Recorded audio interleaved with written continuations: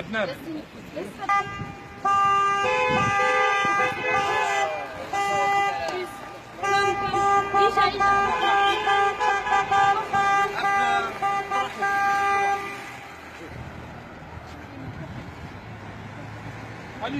هاني هوبلا.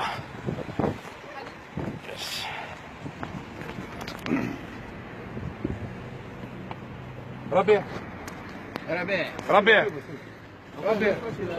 خالد Jamal, écoutez-nous maintenant.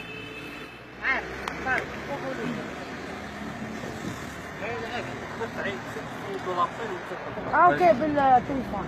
لا دير واتساب.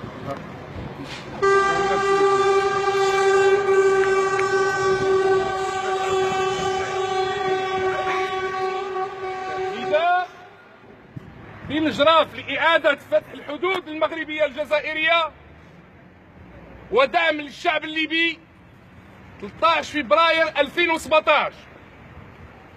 نحن المواطنات والمواطنون المغاربيون المجتمعون على طرفي الحدود ببيلجراف بين المغرب والجزائر يوم 13 فبراير 2017 نرفع نداء إلى الشعب المغاربي والمجتمع الدولي والسلطات المختصة من أجل فتح الحدود البرية بين الجزائر والمغرب. وفي هذا الصدد ندعوكم إلى توقيع هذه العريضة. السياق: الحدود الجزائرية المغربية تعيش لحد الساعة أطول فترة غلق لحدود برية في العالم، وذلك منذ 1994. وقد تسبب هذا الوضع في نتائج كارثية والتي تتمثل في التفرقة بين عدد هائل من الأسر المغربية الجزائرية وفي مآسٍ إنسانية لا حصر لها. ونذكر بهذه المناسبة بأن الفضاء الشمال الإفريقي يعاني للأسف من وضعيات مماثلة متعددة كلفت الشعوب غاليا في المجالات الاقتصادية والاجتماعية والإنسانية والأمنية.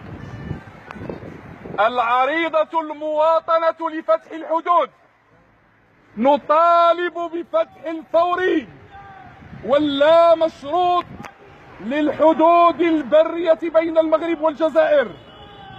ندين بناء الحواجز المادية والرمزية بين البلدان المغاربية ومواطنيها، لا سيما مشاريع بناء الجدران والخنادق التي في طور الإنجاز أو المخطط لها. نطالب بإلغاء الحدود القائمة وبناء الوحدة المغاربية.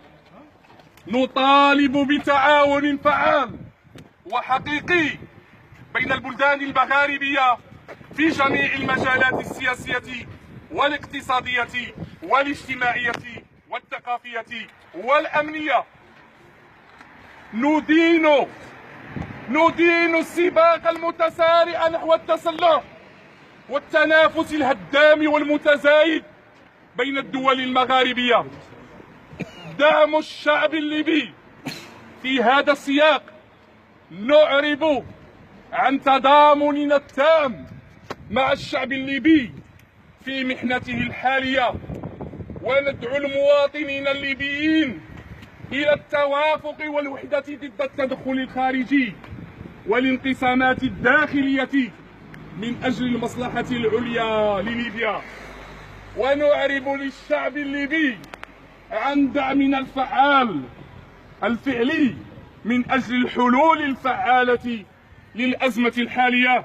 ونطالب الدول المغاربية التعاون وبذل كل الجهود الكفيلة لضمان استقرار ليبيا واستعادة موقعها الكامل داخل الاتحاد المغاربي.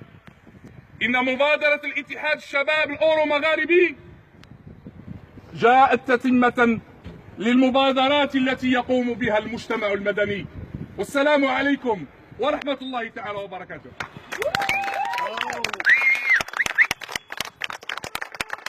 نحن مغاربيون. هاشتاج نحن مغاربيون. شعارات.